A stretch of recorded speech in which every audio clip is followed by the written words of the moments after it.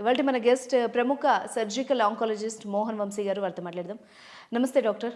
నమస్తే అండి. మెయిన్‌గా క్యాన్సర్ లక్షణాలు అని వింటూ ఉన్నాం, డాక్టర్స్ చెప్తున్నారు. బట్ ఏ క్యాన్సర్‌కి ఎలాంటి లక్షణం ఉంటది? వీటి మధ్య వేరియేషన్ ఎలా ఉంటది? అసలు స్టార్టింగ్ స్టేజ్‌లోనే ఎలాంటి లక్షణాల ద్వారా మనం ముందుగానే గుర్తించొచ్చు? చాలాసార్లు cancer is a silent killer అండి.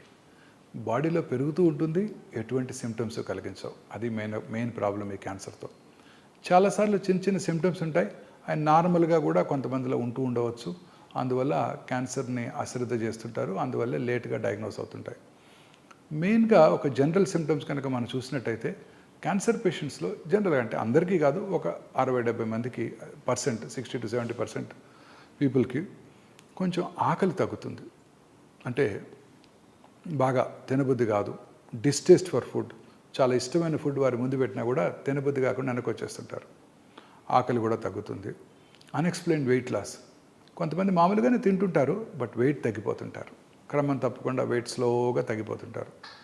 తర్వాత లో గ్రేడ్ ఫీవర్, చాలా డిస్టర్బ్ చేయదు, ఈవినింగ్ ఎప్పుడొకప్పుడు డేలో ఒక 99-99.5 లో గ్రేడ్ ఫీవరు, కొంచెం ఫీలింగ్ ఆఫ్ మలేజ్, వీక్నెస్ అవి ఉంటుంటాయి అన్నమాట. ఇది ఒక సిమ్టము. తర్వాత జనరలైజ్ లింఫెడినోపతి, బాడీలో ఎక్కడైనా చిన్న చిన్న గడ్డలు రావటం, ముఖ్యంగా నెక్లో కానీ, ఇంగ్వైనల్ ఏరియాస్లో కానీ, అండర్ ఆర్మ్స్లో కానీ గడ్డలు రావటం, ఇవన్నీ కూడా జనరల్ సిమ్టమ్స్ ఆఫ్ క్యాన్సర్ అనమాట. అంటే ఈ సిమ్టమ్స్ ఉంటే క్యాన్సర్ ఉన్నది అని కాదు, క్యాన్సర్ ఉండి ఉండవచ్చు, మనం చెక్ చేసుకోవాలని అర్థం అనమాట. తర్వాత క్యాన్సర్ వచ్చిన లొకేషన్ని బట్టి క్యాన్సర్ సిమ్టమ్స్ ఆధారపడుతుంటాయి. అంటే ఈ సిమ్టమ్స్ జనరల్గా మనందరం గుర్తుపెట్టుకోవాలి. ఈ సిమ్టమ్స్ కనుక ఉన్నట్టయితే అశ్రద్ధ చేయకుండా మీకు దగ్గరలో ఉన్న ఆంకాలజిస్ట్ని సంప్రదించాలి.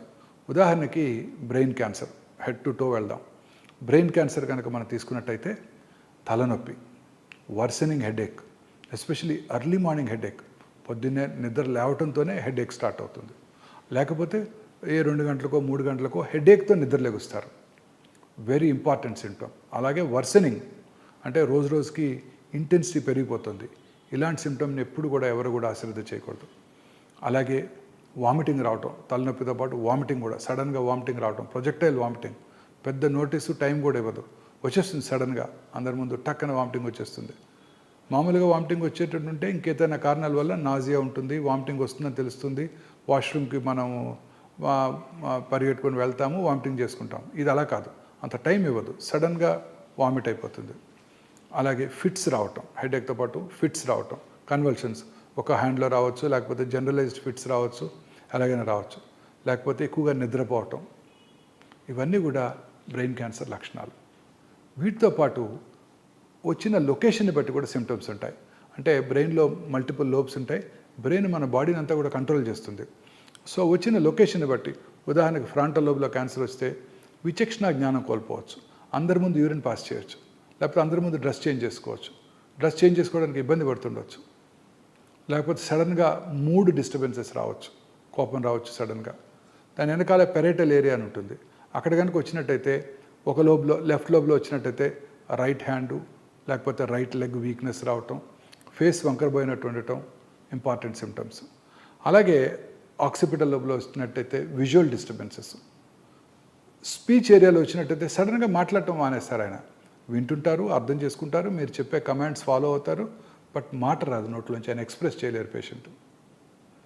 తర్వాత చిన్న మెదడు అంటాం, సెరిబెల్లం, ఇక్కడ కనుక క్యాన్సర్ వచ్చినట్టయితే ఆల్కహాల్ తాగిన వాళ్ళు ఎలా నడుస్తారో అలా నడుస్తుంటారు. ఏదైనా ఆబ్జెక్ట్ని పట్టుకోమంటే ఇలా ఇలా ఇలా ఇలా షేక్ అవుతుంటారు. సో ఇది రకరకాలుగా ఈ బ్రెయిన్ క్యాన్సర్ మేనిఫెస్ట్ చేస్తుంది. ఎటువంటి సిమ్టమ్ ఉన్నా కూడా, ముఖ్యంగా 50 దాటినాక, ఎటువంటి మూడ్ స్వింగ్స్ ఎక్కువగా ఉన్నా కూడా, తలనొప్పి ఎక్కువగా ఉన్నా కూడా, విజువల్ డిస్టర్బెన్స్ ఉన్నా కూడా ఎటువంటి అశ్రద్ధ చేయకుండా దగ్గరలో ఉన్న ఆంకాలజిస్ట్ని కలిసి చూపించుకొని అది క్యాన్సరా కాదా నిర్ధారణ చేసుకోవటం చాలా ఇంపార్టెంట్. కొంచెం కిందకి వచ్చినట్టయితే oral cancers, oral cavity, oropharynx అంటాం, ఓరల్ క్యావిటీ వెనకాల ఉన్న అన్నవాహిక భాగాన్ని.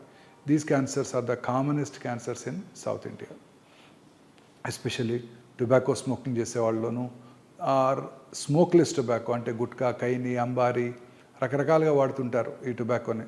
ఇవన్నీ కూడా క్యాన్సర్ కారకాలు. చాలామంది అంటుంటారు, నేను టొబాకో నోట్లో పెట్టుకుంటాను, నములుతాను, ఊసేస్తాను, నేను లోపలికి ఇంజెస్ట్ చేయటం లేదు, తీసుకోవట్లేదు లోపలికి, నాకు క్యాన్సర్ ఎందుకు వస్తున్నప్పుడు అడుగుతూ ఉంటారు. ఆ నములుతున్నప్పుడే కొన్ని సెకండ్స్లోనే ఆ టొబాకోలో ఉన్న 400 కార్సినోజన్స్ అంటే క్యాన్సర్ కారక పదార్థాలు బ్లడ్లోంచి అబ్జార్బ్ చేయబడి నోట్లోనే కాకుండా శరీరంలో ఇతర భాగాల్లో కూడా క్యాన్సర్ కలిగించవచ్చు. స్మోక్ చేసిన 6 సెకండ్స్లో ఆ టొబాకోలో ఉన్న 400 to 500 కార్సినోజన్స్ మన బ్లడ్లోకి వెళ్ళిపోయి ఎక్కడైనా శరీరంలో ఏ భాగంలో అయినా క్యాన్సర్ కలిగించవచ్చు, ఇంక్లూడింగ్ గర్భసంచి ముఖద్వారం. అబ్రాడ్లో కార్సినోమా సర్విక్స్ ఇన్సిడెన్స్ చాలా తక్కువ వెస్ట్రన్ వరల్డ్లో, కానీ అక్కడ స్మోకింగ్ ఎక్కువ, విమెన్లో ఎక్కువ స్మోక్ చేస్తుంటారు అక్కడ. వాళ్ళలో ఈ గర్భసంచి ముఖద్వార క్యాన్సర్ చాలా కామన్గా చూస్తుంటాం. ఇలా అనేక రకాలైన క్యాన్సర్స్ ఈ స్మోకింగ్ వల్ల వస్తుంది. ఒక సర్ప్రైజింగ్ థింగ్ ఏంటంటే అన్ని క్యాన్సర్స్ కూడా స్మోక్ చేసే వాళ్ళలో ఎక్కువగా చూస్తుంటాం. ఒక్క క్యాన్సరు, అది ఎండోమెట్రియల్ క్యాన్సర్, గర్భసంచి body cancer, it seems smoke చేసే వాళ్ళలో తక్కువ కనబడుతూ ఉంటుంది. సర్ప్రైజింగ్. బట్ మిగతా అన్ని క్యాన్సర్స్ ఇంక్రీజ్ అవుతాయి. సో ఓరల్ క్యాన్సర్ ముఖ్య లక్షణాలు ఏంటంటే మానని పుండు. చిన్న చిన్న పుళ్ళు అందరికి వస్తుంటాయి. టెన్షన్ ఉన్నప్పుడు పుళ్ళు ఎక్కువగా వస్తుంటాయి. నాకు కూడా ఎగ్జామ్స్ ఉన్నప్పుడు చిన్నప్పుడు చిన్న చిన్న అల్సర్స్ వచ్చాయి. 4-5 రోజుల్లో బాగా పెయిన్ఫుల్గా ఉంటాయి, 4-5 రోజుల్లో తగ్గిపోతాయి. కానీ పెయిన్లెస్ అల్సర్స్ క్రమం తప్పకుండా సైజులో పెరుగుతూ ఉంటాయి. ఎటువంటి నొప్పి కలిగించదు. ఓన్లీ చివరి స్టేజెస్లోనే బాగా అడ్వాన్స్ అయినప్పుడు నొప్పి కలుగుతుంది. కొన్నిసార్లు అల్సర్స్ నుంచి బ్లీడ్ అవుతుంటాయి. అల్సర్స్ నుంచి డిశ్చార్జ్ ఉంటుంటుంది. స్మెల్ కూడా బ్యాడ్ స్మెల్, బ్యాడ్ ఓడర్ కూడా ఉంటుంటుంది. ఇవి మాత్రం అశ్రద్ధ చేయకూడదు. అలాగే నోటి లోపల కానీ, నాలుక మీద, దవడ లోపల భాగంలో కానీ, ఎక్కడైనా అంగటి మీద కానివ్వండి, ఎరుపు తెలుపు మిళితమైన patches, either red colour patches or white patches, leukoplakia, erythroplakia అంటాం. 2 మిక్స్ అయి ఉన్న ప్యాచెస్, 2 మిళితమైన ప్యాచెస్ కూడా ఇంపార్టెంట్ క్యాన్సర్ లక్షణం. అలాగే స్పీచ్ డిస్టర్బెన్సెస్, నాలుక లోపల క్యాన్సర్ వచ్చినప్పుడు నాలుక కదలికలు ఎఫెక్ట్ అయ్యి స్పీచ్ బండగా మారుతుంది, క్లారిటీ ఉండదు. అలాగే చిగుళ్ళ నుంచి రక్తం రావటం, నోట్లో ఏదైనా అల్సర్ నుంచి రక్తం రావటం వెరీ ఇంపార్టెంట్ వార్నింగ్ సిగ్నల్. నాలుక వెనకాల భాగంలోనూ ఓరోఫారింగ్స్లోనూ క్యాన్సర్ ఉన్నప్పుడు feeling of foreign body sensation in the throat, అంటే థ్రోట్లో ఏదో ఫారిన్ బాడీ ఉన్నట్టు మింగుతాం. మనం ఏదైనా ఫారిన్ బాడీ ఉంటే మింగేస్తే లోపలికి వెళ్ళిపోతుంది. ఇక్కడ మింగినా కూడా లోపలికి వెళ్ళదు, ఎందుకంటే అది ట్యూమర్ ఉంది అక్కడ. బ్రెయిన్ దాన్ని ఫారిన్ బాడీగా పర్సీవ్ చేస్తుంది. So feeling of foreign body sensation very important warning signal అనమాట. అవి కాక ఈ స్వరపేటికి కనుక వచ్చినట్టయితే వాయిస్ స్వరం బొంగురుపోవటం, దగ్గినప్పుడు ఫ్లెమ్లో బ్లడ్ రావటం, బ్రీదింగ్ డిఫికల్టీ, ఇవన్నీ కూడా స్వరపేటిక క్యాన్సర్ లక్షణాలు. ఇంకా కొంచెం కిందకి వెళ్తే lung cancer is the commonest cancer. ప్రపంచంలో అన్నిటికన్నా లంగ్ క్యాన్సర్ ఎక్కువగా చూస్తున్నారు. అండ్ లంగ్ క్యాన్సర్ వల్లనే ఎక్కువ మార్టాలిటీ కూడా ఉంటుంది. More than 4 million new lung cancers ప్రపంచంలో 2022లో డయాగ్నోస్ చేయబడినట్టయితే 1.84 million people died of lung cancer. Mortality కూడా ఎక్కువ ఉంటుంది లంగ్ క్యాన్సర్ వలన. ఈ లంగ్ క్యాన్సర్ ముఖ్య లక్షణాలు ఏంటంటే మానని దగ్గు. చాలామంది స్మోకర్స్లో దగ్గు వస్తుంటుంది. తగ్గినప్పుడు వాళ్ళు వెళ్ళి చెక్ చేసుకుంటారు. చెస్ట్ ఫిజిషియన్స్ చూస్తారు, సిటీ స్కాన్ కూడా చేస్తారు, స్మోకర్స్ కాఫ్ అని పంపించేస్తారు. బట్ అప్పుడు స్మోకర్స్ కాఫ్ కావచ్చు, ఒక 6 నెలల తర్వాత క్యాన్సర్ డెవలప్ అవ్వచ్చు. సో మానని దగ్గు ఎస్పెషల్లీ స్మోకర్స్లో కనుక ఉన్నట్టయితే అశ్రద్ధ చేయకుండా వెంటనే చూపించుకోవాల్సి ఉంటుంది. దగ్గినప్పుడు ఫ్లెమ్ రావటం, ఆ ఫ్లెమ్లో బ్లడ్ పట్టడం, లో గ్రేడ్ చెస్ట్ పెయిన్, వాయిస్ బొంగురుపోవటం, ఇవన్నీ కూడా వీక్నెస్, అలాగే ఆకలి తగ్గిపోవటం, ఇవన్నీ కూడా లంగ్ క్యాన్సర్ లక్షణాలు. లంగ్ క్యాన్సర్స్ చాలాసార్లు దే ఆర్ సైలెంట్ కిల్లర్స్. చాలాసార్లు చూస్తుంటాం, లంగ్లో క్యాన్సర్ ఉంటుంది, బ్రెయిన్కి పాకిపోతుంది. ఆ బ్రెయిన్కి పాకినప్పుడు అది సిమ్టమ్స్ కలగజేస్తుంది. ఆ సిమ్టమ్స్తో వాళ్ళు న్యూరోసర్జన్ దగ్గరికి వెళ్తారు. వాళ్ళు ఆ ట్యూమర్ని తీసేసి టెస్ట్కి పంపించినాక దాంట్లో తెలుస్తుంది లంగ్ క్యాన్సర్ ఉందని. చాలాసార్లు చూస్తుంటాం. క్యాన్సర్ ఎంత చిన్నదిగా ఉందంటే ఐడెంటిఫై చేయలేము మనం లంగ్ క్యాన్సర్. అది చూశాక మళ్ళీ whole body PET CT scan చేయించుకొని అందులో ట్యూమర్ ఉందని అప్పుడు గ్రహించడం జరుగుతూ ఉంటుంది. చాలా కామన్గా చూస్తుంటాం ఈ ప్రాబ్లం. చాలాసార్లు లంగ్ క్యాన్సర్ ఉంటుంది, అది బోన్స్కి పాకుతుంది. బోన్స్కి పాకినప్పుడు బోన్ వీకెన్ అయిపోయి చిన్న ఇంజరీ, ట్రివియల్ ఇంజరీతో ఫ్రాక్చర్ కావటం, ఆర్థోపెడిషియన్ దాన్ని రిపేర్ చేస్తున్నప్పుడు ప్లేటో, వైరో, రాడో, నెయిలో వేస్తున్నప్పుడు అక్కడ ఏదో సస్పీషియస్ టిష్యూని బయాప్సీ చేస్తే దాంట్లో లంగ్ క్యాన్సర్ కనపడుతుంది. ఇక మిగతా క్యాన్సర్స్ గురించి గ్యాస్ట్రో ఇంటెస్టైనల్ ట్రాక్ట్ క్యాన్సర్స్, అన్నవాహిక క్యాన్సర్స్ మింగుడు పడకుండా ఉండటం, అంటే గట్టి పదార్థాలు తిన్నప్పుడు స్లోగా అది అడ్డం పడినట్టు అనిపించటం, ఆ తర్వాత వాటర్ తాగితే లోపలికి వెళ్ళిపోవటం, ఆ తర్వాత స్లోగా అసలు గట్టి పదార్థాలు తినలేకపోవటం, వామిటింగ్ రావటం, మళ్ళీ లిక్విడ్స్ తీసుకోగలగటం, ఇంకా అశ్రద్ధ చేసినట్టయితే లిక్విడ్స్ కూడా బ్లాక్ అయిపోతాయి. ఇది అన్నవాహిక క్యాన్సర్ ముఖ్య లక్షణాలు. ఇంకా gastric cancer, commonest cancer in south Indian men, especially Tamil Nadu and Andhra Pradesh, తెలంగాణలో పురుషుల్లో అత్యధికంగా కనబడే క్యాన్సరు ఈ ఓరల్ క్యాన్సర్స్ తర్వాత ఈ గ్యాస్ట్రిక్ క్యాన్సరు. ఈ గ్యాస్ట్రిక్ క్యాన్సరు మన దేశంలోనే కాకుండా సౌత్ ఇండియాలోనే కాకుండా జపాన్లో కూడా, అలాగే సదరన్ చైనాలో కూడా ఎక్కువ చూస్తుంటాం.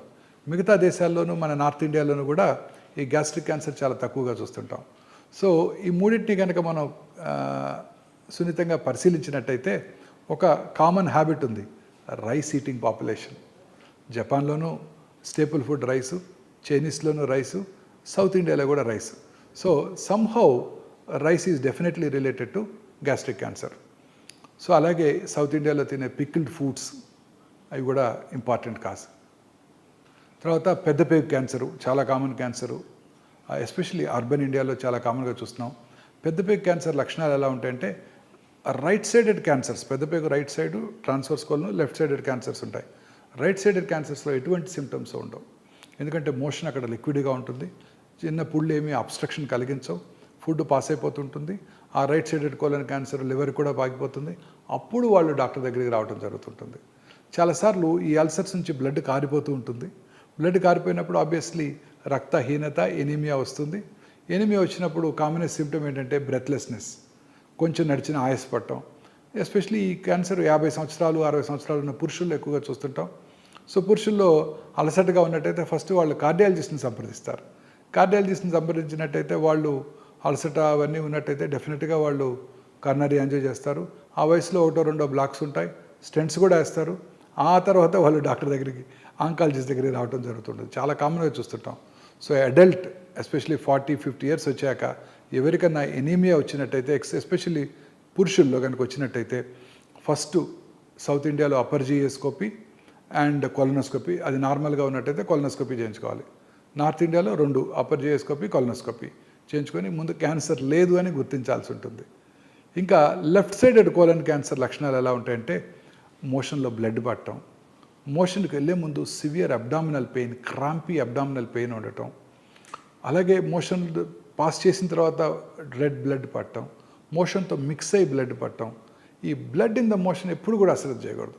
చాలాసార్లు హిమరాయిడ్స్ ఉన్నాయి, పైల్స్ ఉన్నాయి. లాస్ట్ ఇయర్ కూడా ఇలానే పైల్స్ వచ్చాయి. డాక్టర్ దగ్గరికి వెళ్ళి చూపించుకున్నాను, సర్జన్ చూశారు, మెడిసిన్స్ ఇచ్చారు, తగ్గిపోయింది.